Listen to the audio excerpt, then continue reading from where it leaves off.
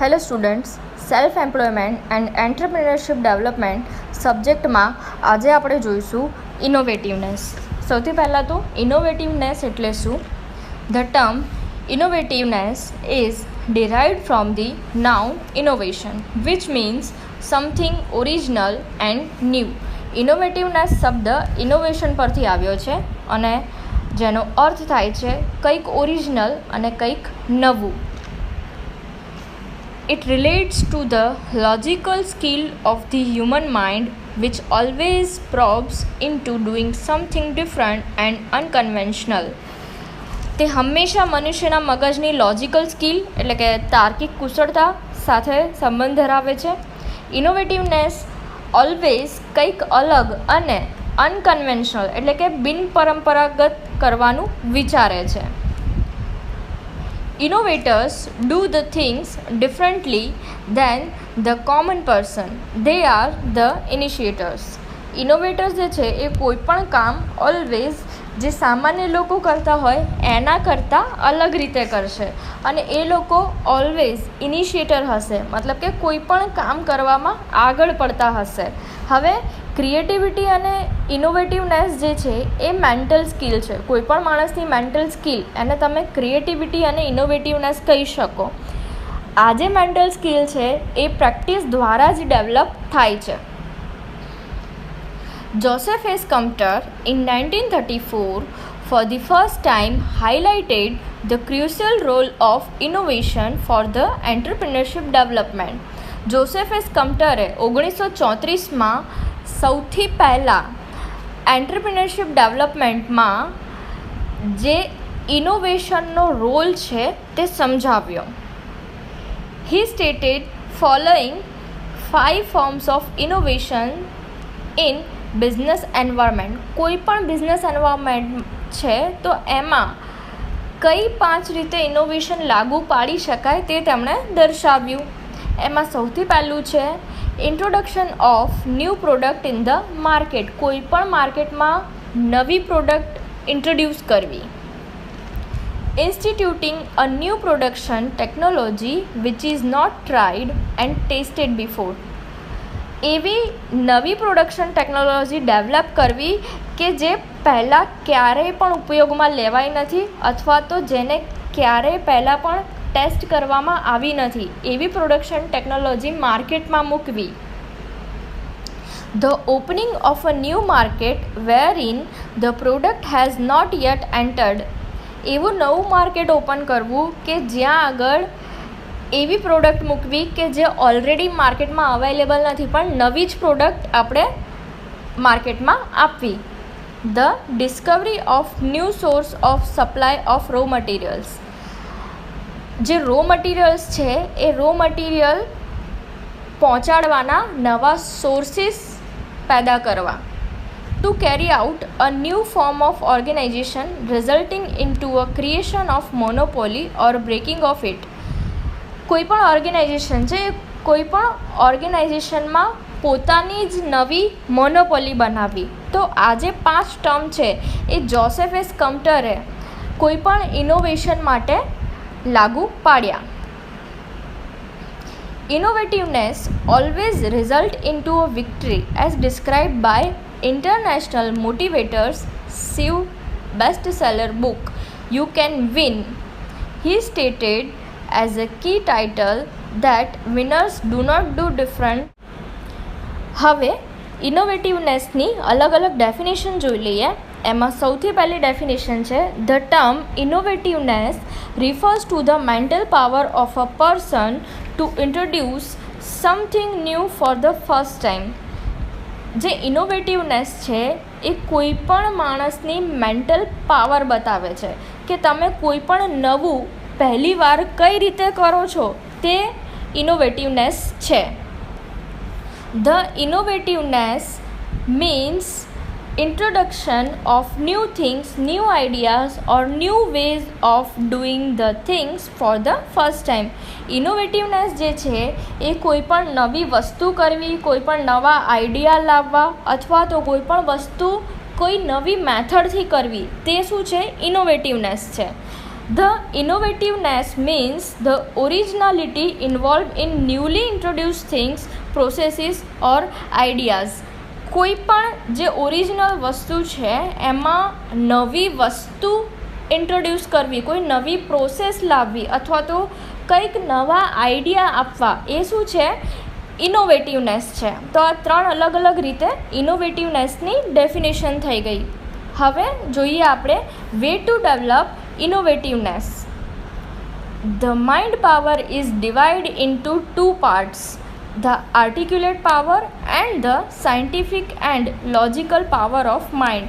કોઈ પણ માણસ છે એ કોઈ પણ માણસનો માઇન્ડ પાવર છે એ બે પાર્ટમાં ડિવાઈડ કરવામાં આવે છે. સૌથી પહેલું છે આર્ટિક્યુલેટિવ પાવર અને બીજો છે જે સાયન્ટિફિકલી જે વિચારે છે. આર્ટિક્યુલેટિવ મતલબ શું? કે જે માણસને એક્સ્ટ્રા એક્ટિવિટીઝમાં રસ છે, મતલબ કે મ્યુઝિક છે, બરાબર, કોઈ ગેમ્સ છે, એ બધા જે પાવર છે એને આર્ટિક્યુલેટિવ પાવર્સ કહી શકીએ. કોઈને ડ્રોઈંગનો શોખ છે તો આ બધા આર્ટિક્યુલેટિવ પાવર્સ છે.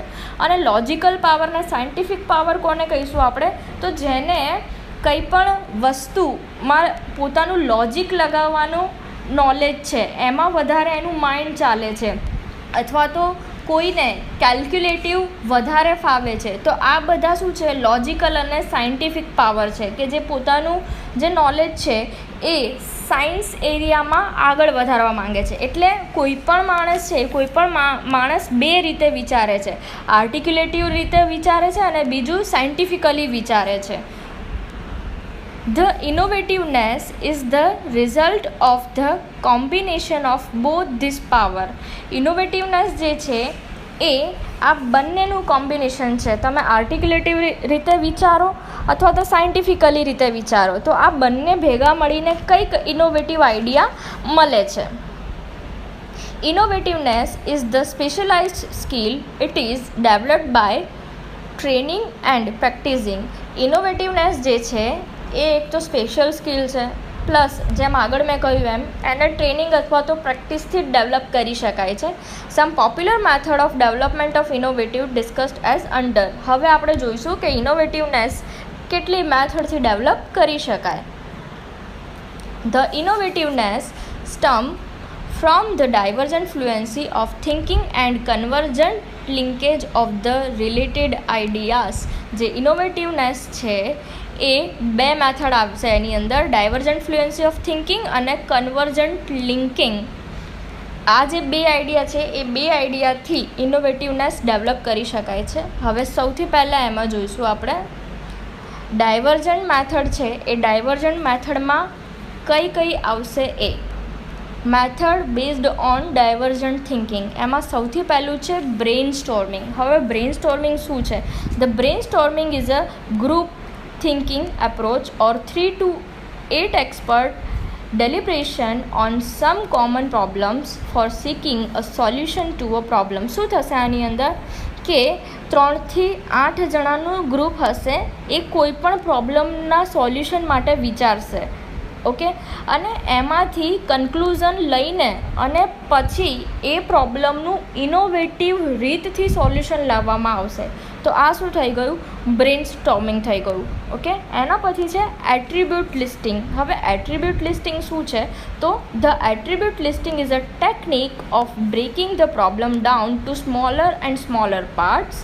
As many attributes as one can are listed. The value of each attribute is tested. આમાં શું છે, શું કહેવા શું માંગે છે કે કોઈ પણ પ્રોબ્લેમ છે એ પ્રોબ્લેમને નાના નાના પાર્ટ્સમાં ડિવાઈડ કરવામાં આવે છે. ઓકે, અને એ દરેક જે નાના નાના પાર્ટ્સ છે એને ટેસ્ટ કરવામાં આવશે અને એમાંથી જે બેસ્ટ સોલ્યુશન નીકળશે એ બેસ્ટ સોલ્યુશન કાઢવામાં આવશે. એના પછી છે બાયોમિમિક્રી.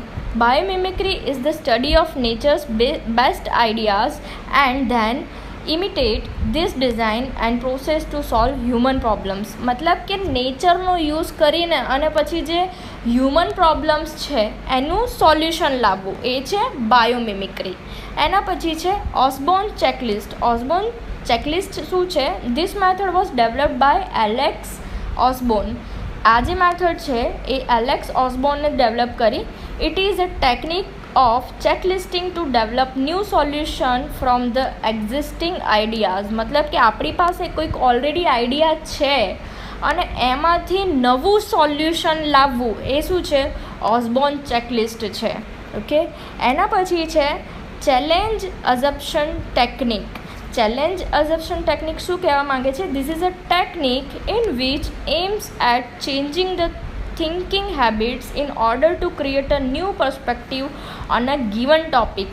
मतलब કે કોઈ પણ ટૉપિક તમને આપેલું છે અને કોઈ પણ ટૉપિક પર તમે જે વિચારો છો એનાથી અલગ વિચારવું. ઓકે, એક નવા વ્યૂમાં વિચારવું, એ શું છે? Challenge assumption technique. એના પછી એક્સકર્શન ટેકનિક. તો એક્સકર્શન ટેકનિકમાં શું છે?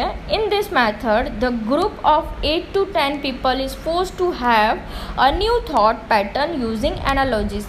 મતલબ કહેવા શું માંગે છે કે આમાં 8 થી 10 જણાનું ગ્રુપ બનાવવામાં આવે છે અને એમને ફોર્સફુલી નવા થોટ્સ લાવવા પર વિચાર કરવા દેવામાં આવે છે.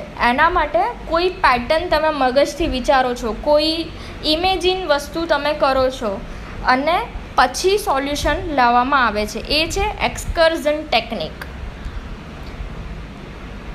એના પછી છે lotus blossom technique. This technique starts with a central theme. આ જે ટેકનિક છે એ સેન્ટ્રલ થીમ દ્વારા શરૂઆત કરવામાં આવી. એના પછી છે સિસ્ટમેટિક ઇનોવેટિવ થિંકિંગ. હવે સિસ્ટમેટિક ઇનોવેટિવ થિંકિંગ શું કહેવા માંગે છે? Under this method subtraction of components or attributes are developed without distributing the functional attributes. હવે એટ્રીબ્યુટ્સમાં આપણે શું કરતા હતા? નાના પાર્ટમાં ડિવાઈડ કરતા હતા. કોઈ પણ પ્રોબ્લેમનું સોલ્યુશન લાવવું હોય તો એને નાના પાર્ટમાં ડિવાઈડ કરીને અને પછી એનું સોલ્યુશન લાવતા હતા. હવે આમાં શું કરવાનું છે? તો ઘણા બધા સપોઝ કોઈ પ્રોબ્લેમ છે તો એને ભેગા કરીને પછી એનું સોલ્યુશન લાવવું. હવે જોઈએ આપણે method based on convergent thinking. એમાં સૌથી પહેલું છે એન્હાન્સમેન્ટ ચેકલિસ્ટ મેથડ. હવે આ મેથડમાં શું થાય છે?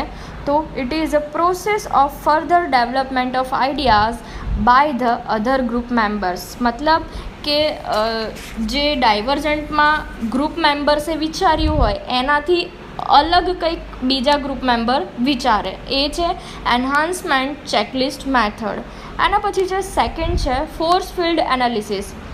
Under this method the force for and against of any problem are considered. મતલબ કે જે ફોર્સ છે એ ફોર્સ માટે ફોર અને અગેન્સ્ટ બે શબ્દો કન્સિડર કરવામાં આવે છે. કોઈ પણ પ્રોબ્લેમ છે એ કોઈ પણ પ્રોબ્લેમ માટે ફોર FOR અને અગેન્સ્ટ શબ્દ કન્સિડર કરીને અને પછી એનું સોલ્યુશન લાવવામાં આવે છે. આઈડિયા એડવોકેસી મેથડ શું કહેવા માંગે છે? This is a dialectical approach to a problem. It defines an idea champion to offer continued support and enthusiasm for a project in the developmental stage. જ્યારે કોઈ પણ પ્રોજેક્ટ છે એ ડેવલપમેન્ટ સ્ટેજમાં હોય તો એને સપોર્ટ કરવો, એ છે idea advocacy method. Then weighted selection method. Weighted selection method is a method of assessing the benefits of several options or alternate ways of action. મતલબ તમારે કોઈ પણ સોલ્યુશન લાવવું છે તો એનું અલ્ટરનેટ સોલ્યુશન શું છે એ વસ્તુ. સો આજે આપણે આટલું રાખીએ. નેક્સ્ટ લેક્ચરમાં આપણે નેક્સ્ટ જોઈશું. Thank you.